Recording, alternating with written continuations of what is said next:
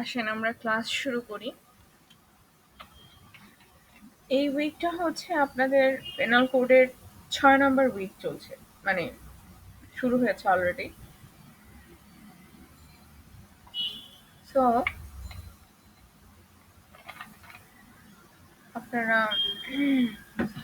ঠিকমতো পড়াশোনা করেন। আসেন আমরা ক্লাস লেকচারে যাই। আজকে আমি খুব অল্প কিছু এরিয়া কভার দিয়েছি, কারণ গতদিন আমি অনেক এরিয়া কভার দিয়ে ফেলেছিলাম। এই জন্য দেখা গেছে যে আপনাদের বেশি এরিয়া কভার দিলে একটু লোড বেশি পড়ে যায়। তো আজকে আমি আবার একটু ইচ্ছাকৃতভাবে একটু কম এরিয়া কভার দিয়েছি। আবার আগামী উইকে হয়তো বা আবার একটু বেশি এরিয়া কভার দিব। তো আজকে আমরা যে অফেন্স গুলো দেখব তার মধ্যে যে অফেন্স গুলো আছে পাবলিক সার্ভেন্ট রিলেটেড, যে অফেন্স গুলো আছে মানে সরকারি কর্মচারী রিলেটেড যে অফেন্স গুলো আছে সেই অফেন্স গুলো। তো আপনাদের পেনাল কোডে, দাঁড়ান আমি পেনাল কোডটা একটু ওপেন করে নিই। আচ্ছা, আমি আপনাদের ফার্স্টের দিকে খুব সম্ভবত সেকেন্ড বা থার্ড উইকে পেনাল কোডটা আপলোড দিয়ে দিয়েছিলাম, পিডিএফ ভার্সনটা। সবাই তো ডাউনলোড করে নিজেদের কাছে রেখেছেন, তাই না নাকি? আচ্ছা, তো এটা আপনারা আপনাদের কাছে রাখবেন, সেটা আপনাদের পরবর্তীতে নোট করার জন্য বা অন্যান্য যে কোনো কাজে দরকার হতেই পারে।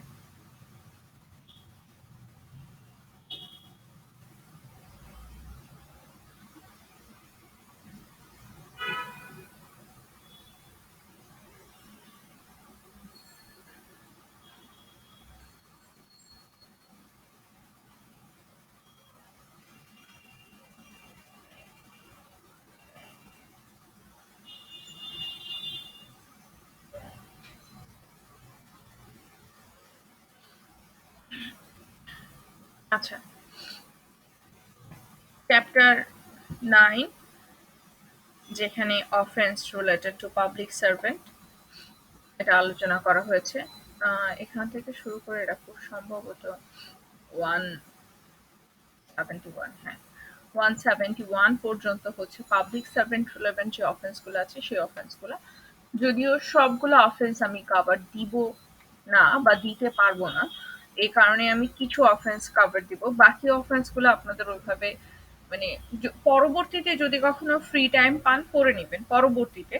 বাট এখন আপাতত না পড়লেও চলবে, মানে এই কোর্স চলাকালীন সময় আপাতত না পড়লেও চলবে, কারণ ওই সেকশন গুলো এতটা ইম্পর্টেন্ট না। আচ্ছা, সো 161 খুব সম্ভবত আমি আমার স্লাইডে ফার্স্ট যে সেকশনটা সেটা অ্যাড করেছি, খুব সম্ভবত 161, public servant taking gratification other than legal remuneration in respect of an official work, মানে সরকারি কর্মচারী সরকারি কোনো একটা আইনসঙ্গত কাজ করার জন্য লিগালি তাকে যে বেতনটা দেয়া হয় বা যে টাকাটা দেয়া হয় সেই টাকাটা ছাড়া যদি আদার দেন লিগাল রেমুনারেশন ছাড়া যদি অন্য কোনো কিছু তিনি গ্রহণ করেন, সেই সার্কমস্টেন্সেসে যে অফেন্সটা হবে সেটার কথাই বলা হচ্ছে section 161 A.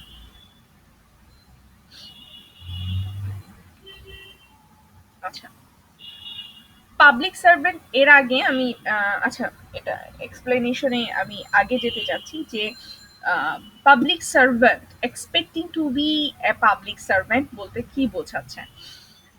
Expecting to be a public servant বলতে বোঝাচ্ছে যে এরকম টাইপের যিনি পাবলিক সার্ভেন্টের যে অফিস সেটা হোল্ড করে বা সরকারি অফিসে অফিস হোল্ড করছে, সে সার্ভ করছে, সেই ধরনের ব্যক্তিদেরকে বলা হয় যে কি বলে পাবলিক সার্ভেন্ট।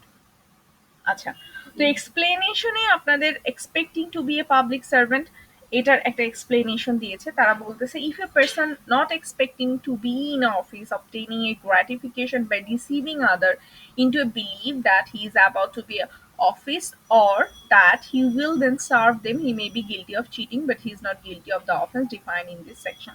আচ্ছা, মানে হচ্ছে যে এই সেকশনে লায়াবল হওয়ার জন্য তো আমি বলছিলাম যেটা যে পাবলিক সার্ভেন্ট হতে হবে, কিন্তু কেউ যদি নিজেকে ভুলভাবে আপনার সঙ্গে রিপ্রেজেন্টেশন করে, যেটাকে বলা হয় মিসরিপ্রেজেন্টেশন করে, যে হ্যাঁ আমি সরকারি অফিসার কর্মচারী, মিসরিপ্রেজেন্টেশন করে তারপরে সে যদি আপনার কাছ থেকে কোনো একটা কাজ করানোর মাধ্যমে কোনো ধরনের বা কোনো একটা কাজ করিয়ে দিবে বা করে দিয়েছে এরকম টাইপের কথা বলে যদি কোনো ধরনের আহ, আহ, টাকা পয়সার লেনদেনের ব্যাপার থাকে, সেই সার্কমস্টেন্সেসে তাকে কিন্তু আমরা এই 161 এর আন্ডারে লায়াবল করতে পারবো না, কারণ 161 এর আন্ডারে লায়াবল করতে হলে অবশ্যই পাবলিক সার্ভেন্ট হতে হবে, বাট সে পাবলিক সার্ভেন্ট না, সেই সার্কমস্টেন্সেসে নর্মাল ফ্রড, চিটিং এগুলোতে সে যাবে।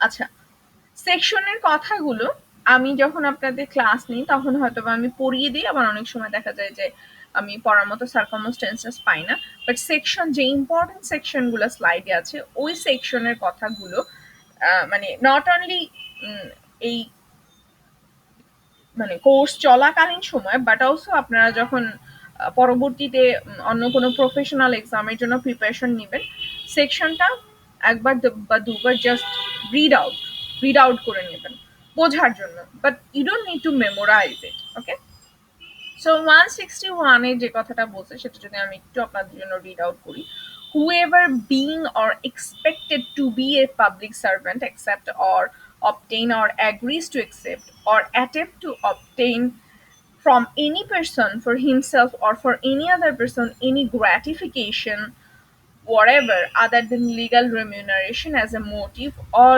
reward for doing or forbearing to do any official act, যে কোনো একটা কিছু সে নিচ্ছে, রেমুনারেশন নিচ্ছে বা কোনো সার্ভিসও হতে পারে বা কোনো বেনিফিটও হতে পারে, ঠিক আছে, যে কোনো একটা অফিসিয়াল কাজ করে দিবে, or for showing or for bearing to show an exercise of his official ফাংশনের কাজ করার সময় favour or disfavour to any person, কোনো পার্সনের ফেভারে করলো অথবা ফেভারে করলো না, or for rendering or attempt to render any service or disservice to any person with the government or legislature or with any public servant as such shall be punished with imprisonment of either description for a term which may extend 3 years or with fine or with both। 3 বছর হতে পারে, অথবা শুধু ফাইনও হতে পারে, অথবা দুটোই হতে পারে। আচ্ছা, সো এই সেকশনের মূল কথা হচ্ছে যে কোনো ব্যক্তি যদি সরকারি কর্মচারী হিসেবে অথবা তিনি সরকারি কর্মচারী বলে আশা করে কোনো সরকারি কাজ অথবা কাজ করা হতে পারে, যে কোনো একটা কাজ করতে হবে এরকম টাইপের জন্য গেছেন, অথবা হয়তো বা কোনো একটা কাজ সে যাতে না করে এরকম টাইপের কোনো কিছু, অথবা এমন হতে পারে যে সরকারি কোনো একটা অফিসিয়াল কাজে যে পরিমাণ ইনফরমেশন আমি অ্যাজ এ সিটিজেন আমাকে দেওয়ার কথা ছিল সে পরিমাণ ইনফরমেশন উনি দিলেন না, কিন্তু উনি আমাকে ওই ধরনের ইনফরমেশন দিতে বাধ্য, অথবা দেখা যাচ্ছে যে ধরেন কোনো একজন অন্য আরেকজন অফিসিয়ালকে কোনো একটা পারপাজে তার হেল্প করার কথা ছিল, because he is holding that office, কিন্তু সে সেটা করলেন না, সেই সার্কামস্টেন্সেসে তিনি 161 এর আন্ডারে লায়াবল হবে। মেইন কথা হচ্ছে সাপোজ কোনো একটা অফিস আপনি হোল্ড করছেন, সেই অফিসে যে সার্ভিস বা যে লিগাল যে কাজগুলো আছে সেই কাজগুলো যদি আপনি না করেন বা যে সার্ভিস আপনাকে প্রোভাইড করতে বলা হয়েছে সেটা যদি আপনি না করেন, এবং সেটা না করার জন্য বা করে দেওয়ার জন্য যে আপনি আদার দেন আপনাকে যে পেমেন্টটা দেওয়া হচ্ছে, গভর্নমেন্ট আপনাকে যে পেমেন্টটা দেওয়া হচ্ছে সেই পেমেন্টটা ছাড়া আপনি যদি অন্য কোনো কিছু কোনো গ্র্যাটিফিকেশন নিয়ে থাকেন, সেই সার্কামস্টেন্সেসে আপনি 161 এর আন্ডারে লায়াবল হবেন। আচ্ছা, গ্র্যাটিফিকেশনটা বলতে নট অনলি শুধুমাত্র টাকা পয়সা রিলেটেড ব্যাপার, সেটা কোনো সার্ভিসও হতে পারে, যে সাপোজ ধরেন আপনি ঘুষ হিসেবে কোনো, এটা কিন্তু ঘুষ না exactly, but some sort of, ঠিক আছে। আচ্ছা, ব্যাপারটা এমন হতে পারে যে আপনি তার কাছ থেকে কোনো টাকা নিলেন, কিন্তু সরি, আপনি কোনো একটা কাজ তাকে করে দিচ্ছেন কিন্তু আপনি তার কাছ থেকে কোনো টাকা নিলেন না। কেন টাকা নিলেন না? কারণ দেখা গেল যে আপনি তার কাছ থেকে অন্য কোনো সার্ভিস নিচ্ছেন, সে হয়তো বা আপনার বাসায় আপনার বাচ্চাকে পড়ায় দেয়, আপনি সেখানে বেতন দেন না, সেই সুবাদে আপনি তার একটা অফিসিয়াল কাজ করে দিলেন। এই ব্যাপারগুলো যে লিগাল কোনো একটা কাজ করতে গিয়ে আপনি অন্য কোনো ওয়েতে কোনো একটা গ্র্যাটিফিকেশন এক্সেপ্ট করতেছেন, সেটা পিকুনিয়ারি হতে পারে, নন পিকুনিয়ারি হতে পারে, যে কোনো কিছু হতে পারে। আচ্ছা, আর লিগাল রেমুনারেশন বলতে বোঝাচ্ছে যে আপনি লফুলি অফিসে যে স্যালারিটা পাচ্ছেন বা যে পেমেন্টটা পাচ্ছেন সেই পেমেন্টটা। আচ্ছা, এই এক্সপ্লেনেশন গুলো পড়বেন, এগুলো দেখা যায় যে অনেক সময় এমসিকিউতে আসে। ঠিক আছে? আচ্ছা, সো মেইন কথা হচ্ছে যে আপনি আপনার অফিস হোল্ড করার সময় আপনার যে কাজগুলো করার কথা বা যে কাজগুলো না করার কথা সেই লিগাল জিনিসগুলো ফলো করার সার্কামস্টেন্সেসে আপনি আপনার লিগাল রেমিউনারেশন ছাড়া অন্য কোনো গ্র্যাটিফিকেশন রিসিভ করতে পারবেন না। দেখেন, এখানে আপনাদের তিনটা এক্সাম্পল দেওয়া আছে, এক্সাম্পল সরি ইলিস্ট্রেশন বা এক্সাম্পল দেওয়া আছে। এই এক্সাম্পল গুলাও আপনারা পড়বেন যখন বার কাউন্সিল বা অন্য কোনো প্রফেশনাল এক্সামের প্রিপারেশন নেন তখন পড়বেন। আচ্ছা, সাপোজ এ একজন মুনসেফ, ক sorry Z, Z is a banker. A situation in Z banks for A's brother as a reward to A for deciding a case in favor of Z. A has committed the offense defined in this section. So কি হলো যে বলতেছে যে এ হচ্ছে একজন মুনসেফ এবং Z হচ্ছেন একজন ব্যাংকার, তাই তো? এখন এ এর একটা বিষয় যেটা জেড এর অনুকূলে বা ফেভারে নিষ্পত্তি দেওয়ার কথা, ঠিক আছে, মানে নিষ্পত্তি দিলে পরে জেড এর জন্য সুবিধা হয়। এ কি করলো, এ তার পজিশন লিগালি সে হয়তো বা ওই কাগজটা বা লিগালি হয়তো বা জেড পায় না, ঠিক আছে, সেই সার্কামস্টেন্সেসে সে এ জেড এর ফেভারে ওই ডিসিশনটা দিয়ে দিল। এর মানে কি, যে এ জেড কে একটা ফেভার করতেছে, কিন্তু ওই পোস্ট হোল্ড করার জন্য বা মুনসেফ হবার জন্য তার কিন্তু এই কাজটা করার কথা ছিল না লিগালি, কিন্তু সে করলো। সেই সার্কামস্টেন্সেসে 161 এর আন্ডারে সে লায়াবল হবে।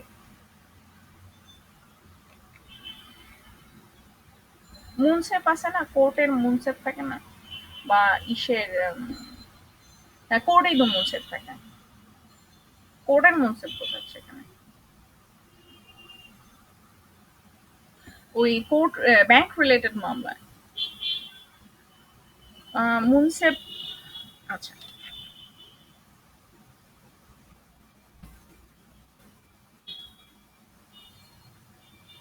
আচ্ছা, এরপরে আসেন, তারপরে কি সেকশন অ্যাড করছি, 162।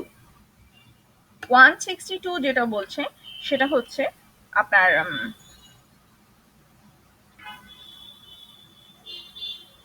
taking gratification in order by corrupt or illegal mean to influence public servant, অসাধু বা অবৈধ উপায়ে সরকারি কর্মচারীকে প্রভাবিত করার জন্য কোন ধরনের গ্র্যাটিফিকেশন দেয়া, প্রভাবিত করার জন্য সরকারি কর্মচারীকে। আচ্ছা, whoever accept or obtain or agrees to accept or attempt to obtain from any person for himself or for any other person any gratification whatever as a motive or reward for inducing by corrupt or illegal mean any public servant to do or to forbear to do any official act in the exercise of the official function of such public servant to show favor or disfavor to any person or to render or attempt to render any service or disservice to any person with the government or legislature or with any public servant as such shall be punished with imprisonment of either description of the term, same আগেরটার যে punishment 162 এর same punishment, ঠিক আছে? আচ্ছা, এই সার্কামস্টেন্সেসে পানিশমেন্টটা কার হচ্ছে, পানিশমেন্টটা আপনার হচ্ছে, আপনি যিনি পাবলিক সার্ভেন্টকে কি করতেছেন, কি বলে, মানে ইনফ্লুয়েন্স করতেছেন, ইলিগাল বা করাপ্ট করতেছেন কোনো একটা ব্যাপারে, তার কাছ থেকে আপনি অসাধুভাবে কোনো কি বলবো লাভ বা অসাধুভাবে কোনো একটা কাজ করিয়ে নিচ্ছেন, সেই সার্কামস্টেন্সেসে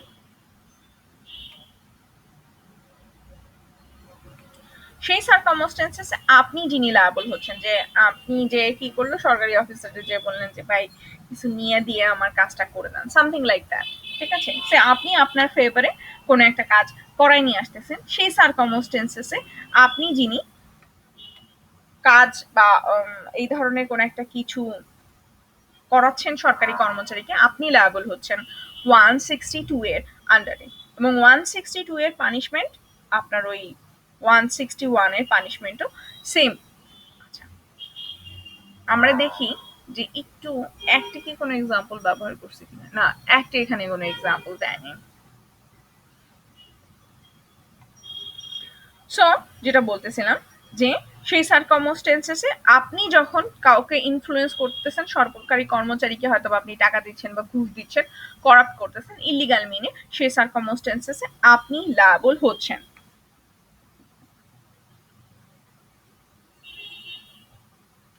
আচ্ছা, 163, taking gratification for exercise of personal influence with public servant, সরকারি কর্মচারীর উপর ব্যক্তিগত প্রভাব প্রয়োগের মাধ্যমে আপনি যখন পার্সোনাল ইনফ্লুয়েন্সের মাধ্যমে আপনি যখন কোনো কিছু করায় নিচ্ছেন। পার্সোনাল ইনফ্লুয়েন্স কি, আমি অমুক জায়গার নেতা, বা আমি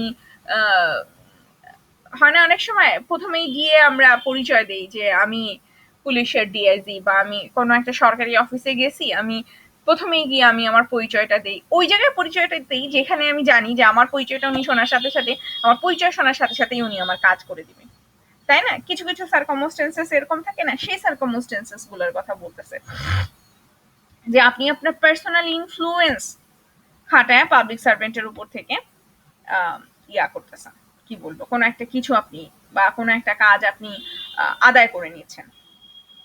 Whoever accept or obtain or agrees to accept or attempt to obtain from any person for himself or for any other person any gratification of whatever as a motive or reward for inducing by the exercise of personal influence any public servant to do or forbear to do any official work or in the exercise of the official function of such public servant to show favor or disfavor of the person or to render or attempt to render, বাকি এখান থেকে সবটুকুই আপনার ওই বাকি section দুটো যেটা বলছে যে গভর্নমেন্ট লেজিসলেচারও হতে পারে বা এনি পাবলিক সার্ভেন্ট কেউ হতে পারে, সেই circumstances a simple imprisonment for a term which may extend to 1 year or with fine or with both। এই সার্কামস্টেন্সেসে হয় কি, মানে দেখা যাচ্ছে যে একজন আরেকজনের উপরে জাস্ট প্রভাবটা বিস্তার করতেছে, যে আপনি আমার পোস্ট শুনে ইনফ্লুয়েন্সড হয়ে গিয়ে আপনি হেল্প করতেছেন, হয়তো বা অনেক সার্কামস্টেন্সেসে সেটার জন্য আপনি কোনো পারিশ্রমিক হয়তো বা গ্রহণ করতেছেন বা কোনো গ্রহণ করতেছেন না, এরকম টাইপেরও হতে পারে। আচ্ছা, এখানে আপনাদের পেনাল কোডে একটা এক্সাম্পল দেয়া আছে, ইলিস্ট্রেশন দেয়া আছে। An advocate who receive a fee for arguing a case before a জাজ, a person who receives pay for arranging and collecting a memorial addresses to government, setting forth the services and claim the memorialist, paid agent for a condemned criminal who lays before the government statement to show that the condemnation was unjust and are not within this section, inasmuch as they do not exercise or profess to exercise personal influence। মানে কোনো বিচারকের কাছে মামলার যে হয়, মানে কি বলবো, আর্গুমেন্ট হয়, আর্গুমেন্টের মধ্যে চিট থাকতে পারে, ক্রস থাকতে পারে, রি এক্সামিনেশন থাকতে পারে। সো রি এক্সামিনেশন করার জন্য আইনজীবী পারিশ্রমিক গ্রহণ করতেছে। আচ্ছা, সরকারের কাছে কোনো স্বাক্ষরলিপি পেশকারীর কার্যাবলী বা দাবি দেওয়া উত্থাপন করে স্বাক্ষরলিপি প্রণয়ন বা পরিশোধনের জন্য যে ব্যক্তি পারিশ্রমিক গ্রহণ করে, কোনো দণ্ডিত অপরাধীর বেতনভুক্ত প্রতিনিধি যদি অপরাধীকে শাস্তি প্রদানের অনুচিত বা অন্যায় হয়েছে বলে প্রতীয়মান হয়ে সরকারের কাছে লিপি বা উক্ত লিপি দাখিল করে, ইহাদের ক্ষেত্রে এই ধারাটি প্রযোজ্য হবে না। সাপোজ ধরেন অনেক সার্কামস্টেন্সেস হয় না যে যিনি করতে আসে, আচ্ছা যিনি ই আরে ওটাকে কি বলে, যিনি জবানবন্দি দিতে আসে। আচ্ছা, এই জিনিসটা আপনারা জানেন কিনা, এটা খুব সম্ভবত ক্রিমিনালে আছে যে যিনি জবানবন্দি দেন বা যিনি কোনো একটা স্টেটমেন্ট প্রোভাইড করতেছে বা কোনো একটা সাক্ষী দিতে আসছে, ওই সাক্ষীর আসা যাওয়ার খরচ এটা কিন্তু প্রোভাইড করা হয়, এটা কিন্তু স্টেট থেকে প্রোভাইড করা হয়, কারণ স্টেট আপনার মামলা পরিচালনা করার জন্য আপনার কাছ থেকে কিন্তু কিছু ফিজ নিচ্ছে, ওইখান থেকে স্টেটের ফান্ড থেকে প্রোভাইড করা হয়। এখন এই প্রোভাইডের যে ব্যাপারটা, এই প্রোভাইডের ব্যাপারটা যদি আপনি আবার এক্সট্রা করে কিছু চায়া বসেন বা এইটার জন্য যে গভর্নমেন্টের কাছ থেকে পেমেন্ট নেন বা কোনো পার্টির কাছ থেকে যদি পেমেন্ট নেওয়া হয়, সেই সার্কামস্টেন্সেসে এটা আবার এই গ্র্যাটিফিকেশনের মধ্যে ইনক্লুড হবে না, সেই কথাটা এখানে বলতেছে। তো যাই হোক, এই সেকশনে আমরা যেটা পড়তেছিলাম সেটা হচ্ছে যে পার্সোনাল কোনো একটা ইনফ্লুয়েন্স ব্যবহার করে আপনি যদি কোনো সরকারি অফিসারকে দিয়ে কোনো একটা কাজ করায় ফেলেন বা কোনো একটা কাজ করান, সেই সার্কামস্টেন্সেসে 163 আন্ডারে আপনি লায়াবল হচ্ছেন। আচ্ছা, এটা একটা জিনিস। আরেকটা জিনিস হচ্ছে আপনাকে যেটা নোট করতে হবে সেটা হচ্ছে 163 তে যে সিম্পল ইমপ্রিজনমেন্ট শব্দটা ব্যবহার করা হয়েছে, আপনারা দেখবেন 161 বা 162 এই ধারাগুলোতে কিন্তু সিম্পল ইমপ্রিজনমেন্ট শব্দটা ব্যবহার করা হয়নি। সিম্পল ইমপ্রিজনমেন্ট মানে হচ্ছে বিনাশ্রম কারাদণ্ড। এই সার্কামস্টেন্সেসে তাকে বিনাশ্রম কারাদণ্ড দেওয়া হবে। আর যে সার্কামস্টেন্সেস গুলোতে মেনশন করা থাকে না যে সিম্পল ইমপ্রিজনমেন্ট না রিগোরিয়াস ইমপ্রিজনমেন্ট, যে সেকশনগুলোতে মেনশন করা থাকে না সেই সেকশনগুলোতে ধরে নেওয়া হয় যে সেটা আপনার সশ্রম বা বিনাশ্রম যে কোনোটাই হতে পারে, ঠিক আছে। কিন্তু যে সার্কামস্টেন্সেসে শুধু সশ্রম থাকে সেই সার্কামস্টেন্সেসে রিগোরিয়াসটা মেনশন থাকে, বা যে সার্কামস্টেন্সেসে বিনাশ্রম থাকে সেই সার্কামস্টেন্সেসে সিম্পল ইমপ্রিজনমেন্টটা মেনশন করা থাকে। সিম্পল মানে হচ্ছে যে আপনি জেল খাটবেন ম্যাক্সিমাম 1 ইয়ারে, বাট আপনাকে কোনো কাজ করতে হবে না, দ্যাটস দ্য সিম্পল ইমপ্রিজনমেন্ট। এই জিনিসগুলো আপনারা ওই এমসিকিউর জন্য মনে রাখবেন, এই জিনিসগুলো থেকেও কোশ্চেন আসে।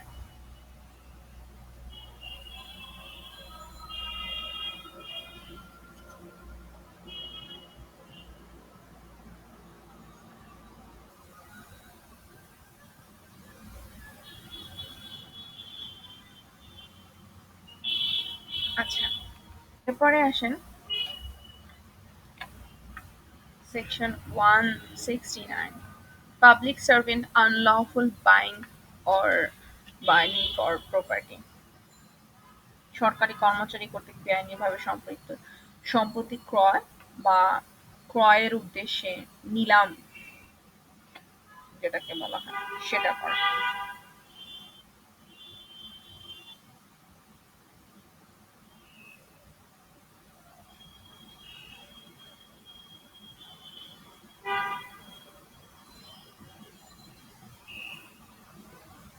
আচ্ছা, whoever being a public servant being legally bound as such public servant not to purchase, মানে হয় না যে সাপোজ ধরেন আপনি কাস্টমস অফিসার, কাস্টমসে যখন চিটাগাং পোর্টে কাস্টমসে যখন কি বলবো গাড়ির অকশন হয়, তখন আপনি যেহেতু custom officer you can't buy, এবং আপনি কারণ আপনি হচ্ছেন কাস্টম অফিসার, আপনার কাজটা হচ্ছে যে আপনি নিলামটা করবেন সো দ্যাট পাবলিক ওটা কিনতে পারে, কিন্তু আপনি ওটা আপনার নামে বা আপনি নিজের না কিনে ওয়াইফের নামে কিনবেন, এই জিনিসগুলো আপনি করতে পারবেন না। ঠিক যেমন আপনারা ওই যে ই পড়ছেন কিনা, প্রফেশনাল এথিক্সে পড়ছেন কিনা, সেটা হচ্ছে একজন লয়ার তিনি ক্লায়েন্টের সম্পত্তি নিজের নামে সাপোজ ধরেন মামলার কোন একটা প্রসিডিং এর জন্য ক্লায়েন্টের সম্পত্তি সেল করার দরকার হচ্ছে, সেই সার্কামস্টেন্সেসে আপনি ক্লায়েন্টের প্রপার্টি কিনতে পারবেন না, বা অন্যের নামেও আপনি ওইটা মানে অন্য বলতে দূরের কাউকে হয়তো বা আপনি করতে পারেন, কিন্তু নিজে কিনে নিয়ে পরবর্তীতে হয়তো বা ক্লায়েন্টের কাছ থেকে একটা কোনো ধরনের একটা মিনিমাল অ্যামাউন্ট ধরাই দিলেন, বা হয়তো বা পরবর্তীতে ওইটা ক্লায়েন্টকে আবার ফেরত দিয়ে দিলেন, সামথিং লাইক দ্যাট। এই ধরনের প্রসিডিওরগত কাজে আপনি ক্লায়েন্টের প্রপার্টি বাই করতে পারবেন না। এটা দ্য ক্যানন অফ প্রফেশনাল কন্ডাক্টে বলা আছে। তো ঠিক তেমন যে পাবলিক সার্ভেন্ট যিনি ওরকম টাইপের একটা পজিশন হোল্ড করতেছে যে পজিশনে তার এই ধরনের অকশন বা বিড বা এই ধরনের পারচেস করার রাইট নাই লিগালি, সেই ধরনের সার্কামস্টেন্সেসে তিনি যদি his own name or in the name of another, বউর নামে কিনলো বা বউর সাথে শেয়ার দিল বা শ্বশুরের নামে কিনলো, ইউ কান্ট ডু দ্যাট। আপনি যদি পাবলিক সার্ভেন্ট হিসেবে এই কাজটা করেন সেই সার্কামস্টেন্সেসে shall be punished with simple imprisonment for a term which may extend 2 years or fine or both, and the property purchased shall be confiscated। মানে নিয়ে যাবে সরকার, ওই সম্পত্তি বাজেয়াপ্ত করে নিয়ে যাবে এবং আপনার সার্কামস্টেন্সেসে সিম্পল ইমপ্রিজনমেন্ট হয়ে যাবে। আচ্ছা, এটাই বলতেছে সেকশন 169। আমি আবার একটু দেখে নিব এটাতে কোনো এক্সাম্পল ছিল কিনা।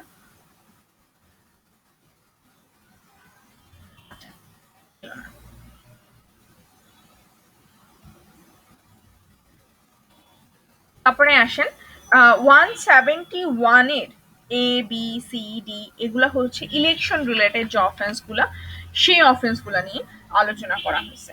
আচ্ছা, ছোট দিয়ে ফেলছে, নিজেই তো করতে পারি না।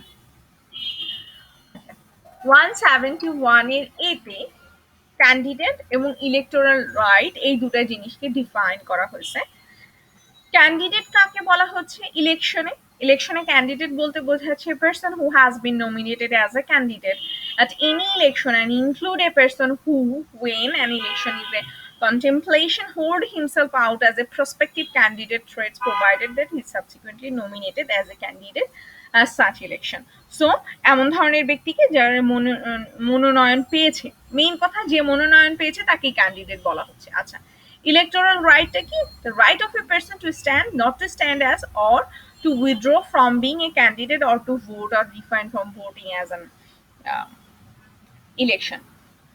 কোনো ব্যক্তি কোনো নির্বাচনে প্রার্থী হিসেবে দাঁড়ানোর অথবা না দাঁড়ানোর অথবা প্রার্থী হিসেবে প্রতিদ্বন্দ্বিতা হতে নাম প্রত্যাহার করার অথবা ভোট দেওয়ার অথবা ভোটদান হতে বিরত থাকার অধিকারকে বোঝায়। মানে আপনি সেটা ক্যান্ডিডেটও আপনি হতে পারেন বা আপনার আমার মতো সাধারণ পাবলিকও হতে পারে, তাদের যে ভোট দেওয়ার অধিকার সেটাকে বলা হয় ইলেকটোরাল রাইট। 171 এর বি, যেটা আমি আপনাদের স্লাইডে ইনক্লুড করেছি, সেটা হচ্ছে ইলেকশনের সার্কামস্টেন্সেসে ঘুষখড়ি বা ঘুষ যদি দেওয়া হয় সেই সার্কামস্টেন্সেসে কি হচ্ছে, whoever gives a gratification to any person with the object of inducing him or any other person to exercise any electoral right or of rewarding any person for having exercise of any such right. সেটা কি জিনিস? আপনি আমার 500 টাকা ধরাই দিয়ে গেলেন ভোটের আগের দিন রাত্রবেলা, হ্যাঁ, যে ম্যাডাম আপনি আমাকে ভোটটা দিয়ে, সেই সার্কামস্টেন্সেসটা এতে পড়তেছে। আচ্ছা, মানে ওয়ানে পড়তেছে।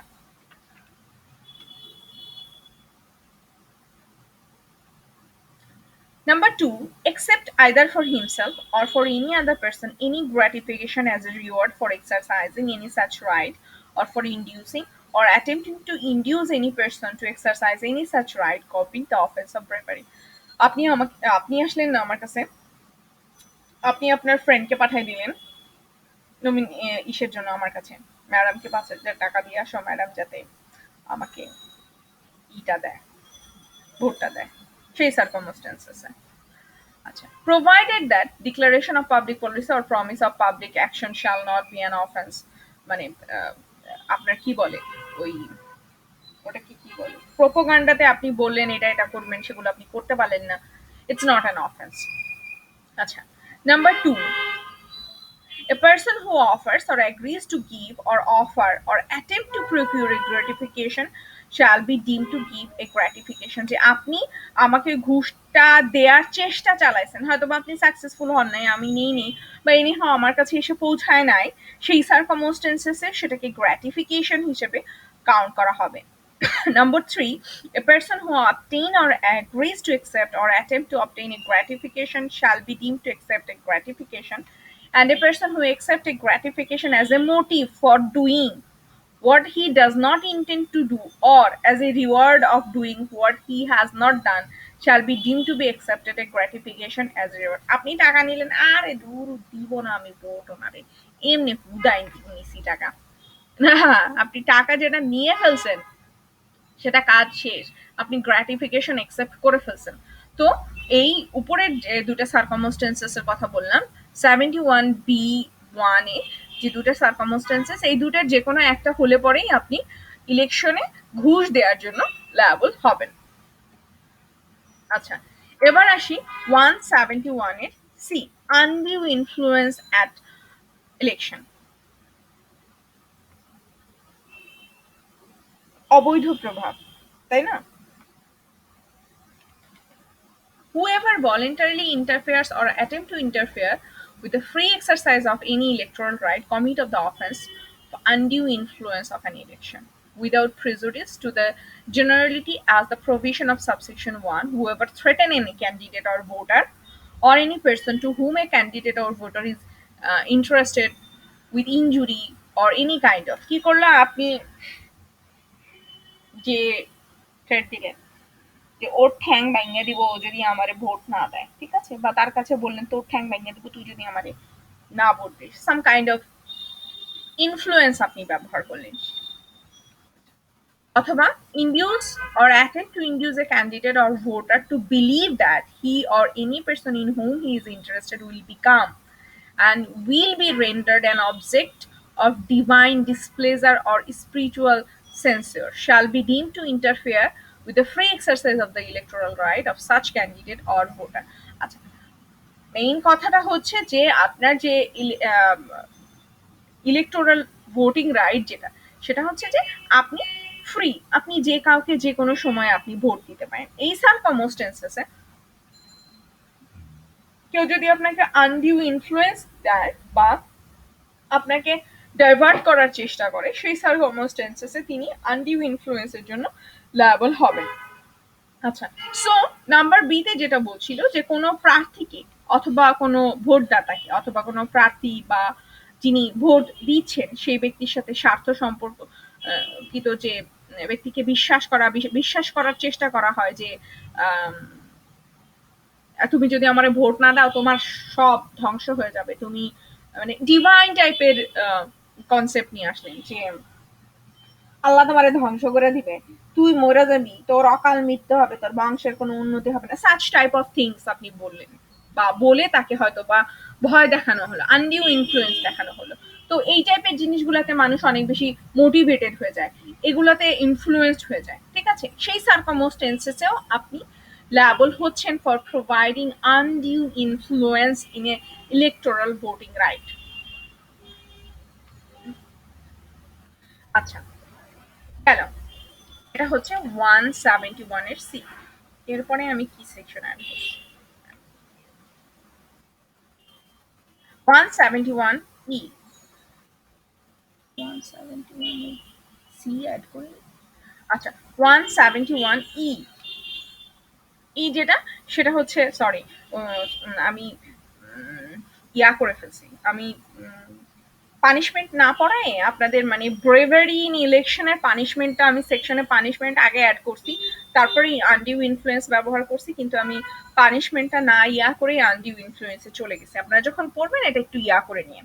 এখন তো আমরা তো সেকশন 171 এর বিতে পড়তেছিলাম যে ঘুষ যদি প্রোভাইড করা হয় ইলেকশনে সেই সার্কামস্টেন্সে এটা অফেন্স হবে।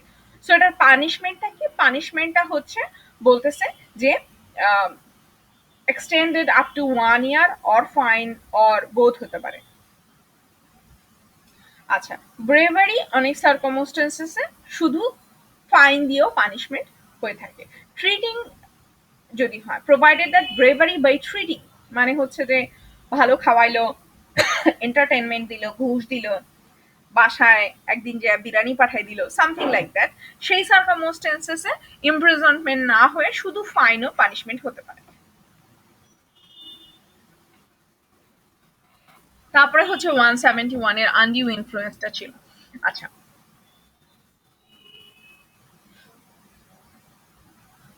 আমি 172 তে যাব। এরপরে 172 যেটা বলতেছে সেটা হচ্ছে যে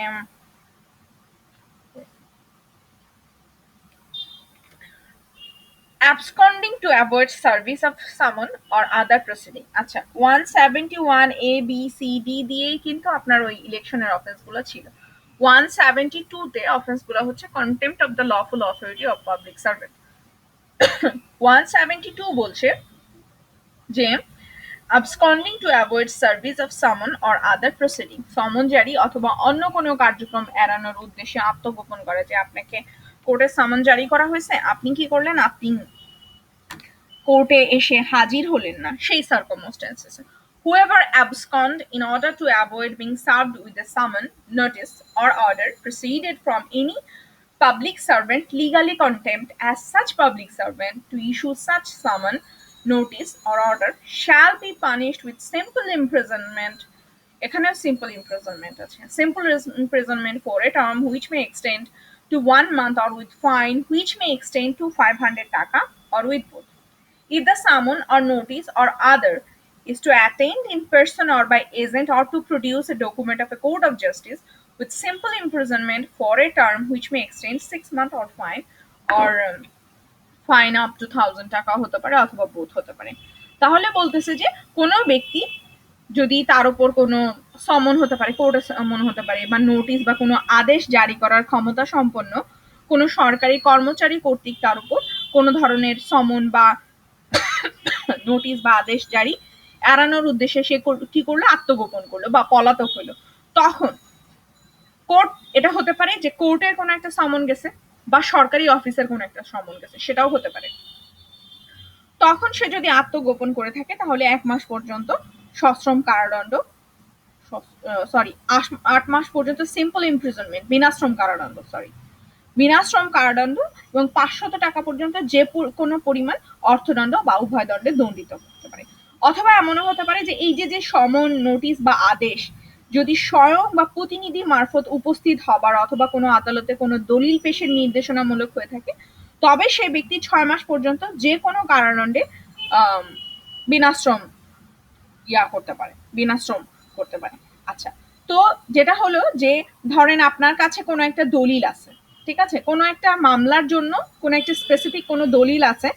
এখন কোনো একটা পার্টি এটা ফাইন্ড আউট করছে যে আপনার কাছে দলিলটা আছে বা আপনার আন্ডারে আছে, কিন্তু ওটা আপনাকে প্রডিউস করতে বলা হয়েছে কোর্টে, আপনি প্রডিউস করতেছেন না, আপনি গেছেন, আপনি আত্মগোপন করে বসে আছেন সেই সার্কামস্টেন্সেসে, ঠিক আছে, সেই সার্কামস্টেন্সেসে যে ডকুমেন্টসটা আপনার প্রডিউস করার কথা সেটা আপনি প্রডিউস না করে আপনি আত্মগোপন করছেন, তখন হচ্ছে এই সেকেন্ড যে পানিশমেন্টটা সেটা হচ্ছে যে সিম্পল ইমপ্রিজনমেন্ট, 1000 টাকা পর্যন্ত ফাইন হতে পারে, এবং হতে পারে 6 মাস পর্যন্ত, ইমপ্রিজনমেন্ট হতে পারে 6 মাস পর্যন্ত।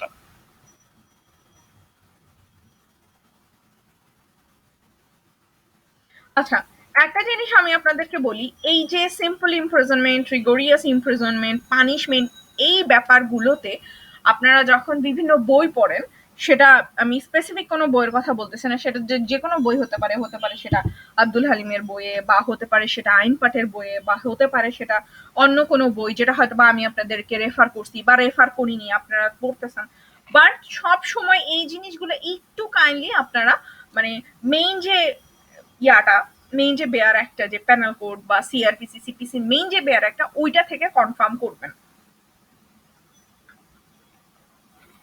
কারণ এই যে যেসব বই আমরা আপনাদের পড়াই, এই বইগুলোতে প্রচুর ভুল থাকে, প্রচুর ভুল থাকে, মানে অনেক রিনাউন্ড রাইটারের বইয়েও দেখা যায় যে পরের জায়গায় অ্যান্ড চলে আসে, সিম্পলের জায়গায় গায়ে রিগোরিয়াস চলে আসে। সো এই জিনিসগুলো আপনারা অলওয়েজ ট্রাই করবেন বেয়ার এক থেকে ফলো করার।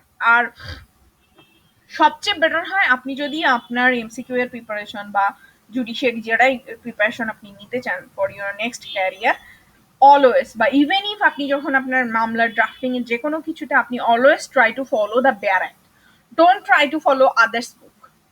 কারণ বেয়ার অ্যাক্ট হচ্ছে মেইন অথরিটি, সেটাতে কোনো ভুল হবে না, কিন্তু এর ওর বইয়ে ভুল থাকতে পারে। ইভেন ইফ আমারও অনেক সময় পড়ানোর সার্কামস্টেন্সেসে আমি একটা উচ্চারণ করতে যে আরেকটা উচ্চারণ করে ফেলতে পারি, বা আমি স্লাইডে একটা লিখতে যে আরেকটা লিখে ফেলতেই পারি, তাই না?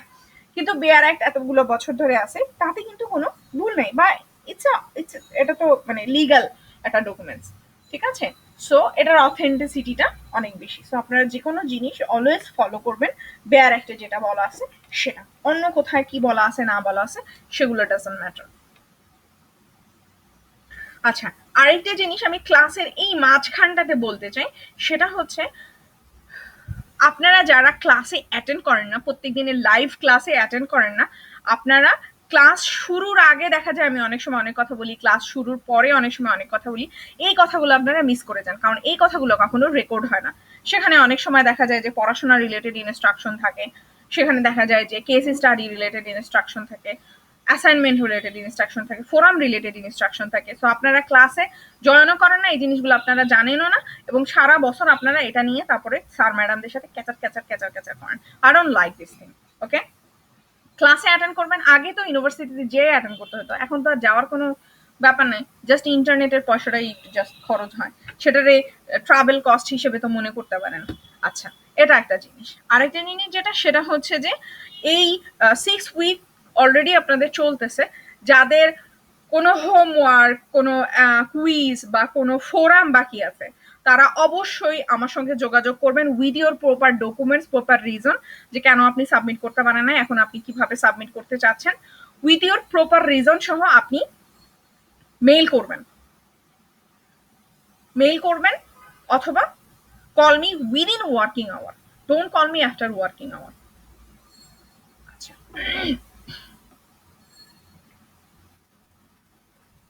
প্রত্যেকটা সেমিস্টারে আপনাদেরকে ইউনিভার্সিটি প্রত্যেকটা সেমিস্টারে একাধিকবার মেইল করে এবং প্রত্যেকটা সেমিস্টারের শুরুতেই আপনাদেরকে ইনস্ট্রাকশন সহ একটা মেইল করা হয় যে ক্লাস শুরু হয়েছে, টিচারদের সাথে যোগাযোগ করতে পারবেন, এই কটা থেকে এই কটা পর্যন্ত যোগাযোগ করতে পারবেন। প্রত্যেক সেমিস্টারে ইউনিভার্সিটি আপনাদেরকে এই ইনস্ট্রাকশনগুলো দিয়ে দেয়। আপনারা হয়তো বা মেইল চেক করেন না নিয়মিত, তারপরেও আমি আপনাদের বলে দিচ্ছি আমাদের ওয়ার্কিং আওয়ার হচ্ছে 10 to 5 PM। আচ্ছা, আপনি হয়তো বলতে পারেন আপনি তো ম্যাডাম তাহলে রাত্রেবেলা ক্লাস নিচ্ছেন। রাত্রেবেলা আমি ক্লাস নিচ্ছি আপনাদের সুবিধার্থে, আমার ক্লাস নেওয়ার কথা 10 to 5 এর মধ্যে। আচ্ছা, এবার আসেন section 180।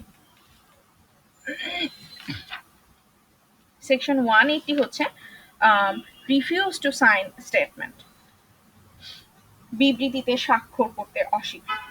Whoever refused to sign any statement made by him when required to sign that statement by a public servant legally competent to require that shall sign that statement and shall be punished with simple imprisonment for a term which may extend to 3 months or with fine or yeah। আচ্ছা, এটা কি জিনিস? Suppose ধরেন আপনি কোনো একটা মামলার সাক্ষী, এখন আপনি কোনো একটা স্টেটমেন্ট দিছেন, তো মামলার স্টেটমেন্টের নিচে আপনার সাইন করতে হয়। তো এখন ওই সার্কামস্টেন্সেস আপনি বললেন যে আমি সাইন করব না, ঠিক আছে, তখন আপনি এই বিবৃতিতে স্বাক্ষর করতে অস্বীকার করার জন্য আপনি 180 আন্ডারে লায়াবল হবেন। এটা আসলে কেমন, এটা কিছুটা কনফ্লিক্টিং। অনেক সার্কামস্টেন্সেসে হয় যে আপনি হয়তো বা পুলিশ স্টেশনে গিয়েছেন কোনো একটা ব্যাপারে স্টেটমেন্ট দিতে, সেই সার্কামস্টেন্সেসে ওই সময় যে পুলিশ অফিসার ছিল তিনি আপনার কাছ থেকে স্টেটমেন্ট নিল। কনফ্লিক্টটা কোথায় বাড়তেছে? অনেক সার্কামস্টেন্সেসে প্র্যাকটিক্যালি দেখা যায় যে পুলিশ অফিসার বা কোনো পাবলিক সার্ভেন্ট তিনি হয়তো বা আপনি যে স্টেটমেন্ট দিচ্ছেন সেই স্টেটমেন্টটাকে চেঞ্জ করে তিনি তার মতো কোনো একটা কাহিনী লিখে দিয়ে তারপরে আপনাকে বললো সাইন করতে। সেই সার্কামস্টেন্সেসে আপনি হয়তো বা সাইন করতে রিফিউজ করতেছেন, তখন যে কনফ্লিক্টটা বাধে মেইনলি, বুঝছেন? তো সেই সার্কামস্টেন্সেসে যেহেতু আমরা কনফ্লিক্টের ইস্যু নিয়ে আলোচনা করতেছি না, আমরা পানিশমেন্ট নিয়ে আলোচনা করতেছি বা পেনাল কোড নিয়ে আলোচনা করতেছি। সো আপনাকে সরকারি কর্মচারী বা যিনি অফিসার আছেন তিনি আপনাকে যেখানে সাইন করতে বললো কিন্তু আপনি সাইন করলেন না, সেই সার্কামস্টেন্সেসে রিফিউজ টু সাইন স্টেটমেন্টেও আপনি লায়াবল হবেন। ইটস অ্যান অফেন্স এবং সেই অফেন্সের জন্য আপনার পানিশমেন্ট হচ্ছে simple imprisonment for a term of maximum 3 months or fine, or the fine can be extended up to like 500 taka or it can be both. So আচ্ছা, so এই গেল হচ্ছে আপনাদের আজকের লেকচারে। আমি বললামই যে গত সপ্তাহে যেহেতু অনেক বেশি গেছে এবং আগামী সপ্তাহে একটু আপনাদের লোড যাবে, সেই জন্য আমি কমের মধ্যে শেষ করছি এসব।